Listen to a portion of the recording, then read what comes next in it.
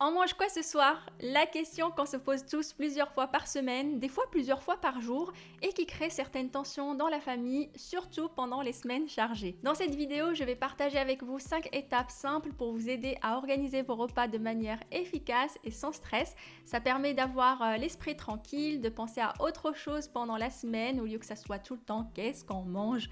Et ça permet aussi de faire beaucoup d'économies parce qu'on va acheter uniquement ce dont on a besoin et ça évite aussi pas mal de gaspillage alimentaire. Si vous êtes nouveau par ici, je suis Lubna, créatrice du site internet Cuisine Test, et si vous n'êtes pas nouveau, merci d'être toujours là. Allez, c'est parti! La première étape essentielle à mon sens est de prendre quelques instants pour évaluer vos besoins.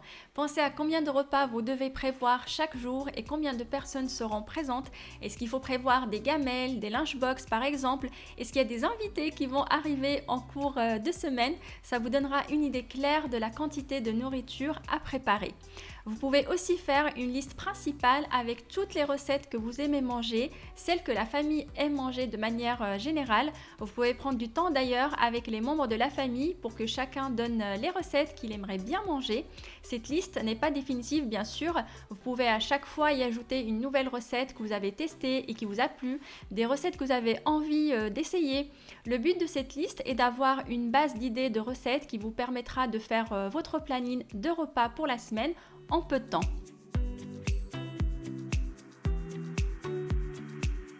Bien sûr, il ne s'agit pas de manger chaque semaine la même chose, alors il ne faut pas hésiter à tester de nouvelles recettes de temps en temps, de nouvelles techniques de cuisson et d'enrichir votre liste de base. Et pour cela, vous avez bien sûr ma chaîne YouTube et aussi mon site internet Cuisine Test où il y a énormément d'idées de recettes gratuites. Vous pouvez aussi feuilleter des livres de recettes et on oublie de le faire, mais c'est intéressant de piocher aussi dans les petits carnets de recettes de nos mamans et de nos grands-mères.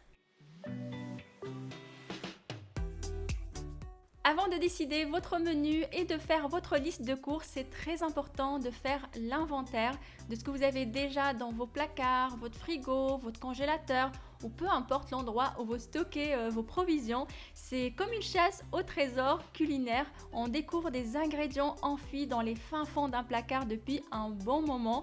Et cet ingrédient ne demande qu'une chose, c'est de voir la lumière du jour. Donc il serait intéressant de le sortir et d'essayer de réaliser une recette avec, ou plusieurs d'ailleurs. Le fait de faire l'inventaire aussi va vous éviter d'acheter des ingrédients en double et des fois en triple. Oui, ça m'est déjà arrivé et j'en suis sûre que ça vous est déjà arrivé aussi. Alors, on se cache rien ici.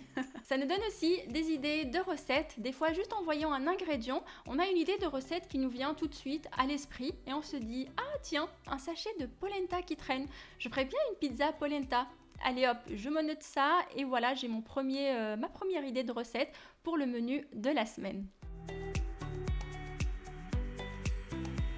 Maintenant que vous avez fait le point sur vos besoins, vous avez fait votre liste des recettes favorites ou celles que vous avez envie de tester, vous avez fait votre inventaire, il est temps d'écrire votre menu et de lister les recettes que vous souhaitez faire.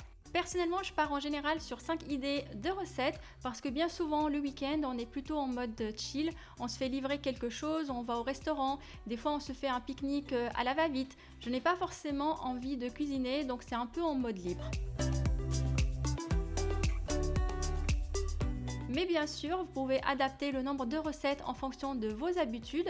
Je vous conseille tout de même de noter une ou deux recettes supplémentaires au cas où il y a un changement de dernière minute ou bien si vous ne trouvez pas en magasin l'un des ingrédients que vous avez prévu d'acheter. Et une dernière chose très importante, c'est d'afficher le menu de la semaine sur votre frigo par exemple ou sur un tableau. Vous savez pourquoi? Comme ça, on ne vous posera pas la question « Qu'est-ce qu'on mange ce soir ?»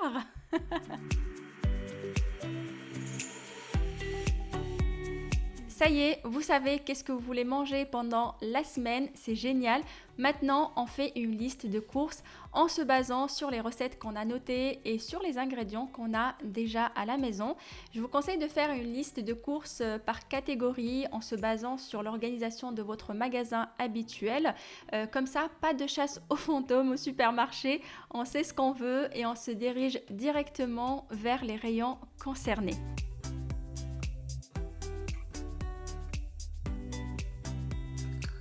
Je vous cache pas, moi quand j'ai commencé à faire ça, les premières fois c'était un peu difficile parce qu'on est toujours tenté d'acheter plein de choses, mais il faut persévérer, tenir le coup et vous allez voir que petit à petit, vous allez commencer à acheter uniquement ce qui est indiqué dans votre liste de courses et votre porte-monnaie va vous remercier.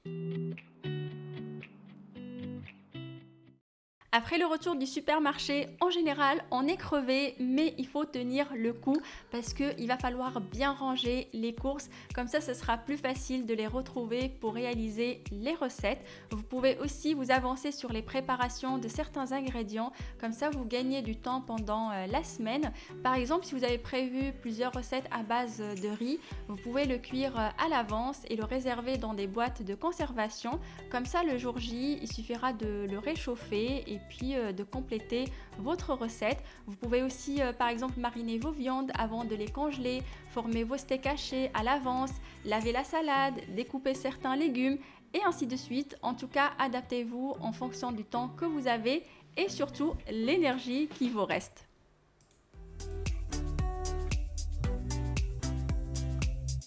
Et voilà, j'espère que ces 5 astuces vont vous aider dans l'organisation de vos repas. J'espère qu'ils vont vous donner de la motivation et de l'inspiration. Bien sûr, si vous avez d'autres astuces, n'hésitez pas à les partager avec nous dans les commentaires.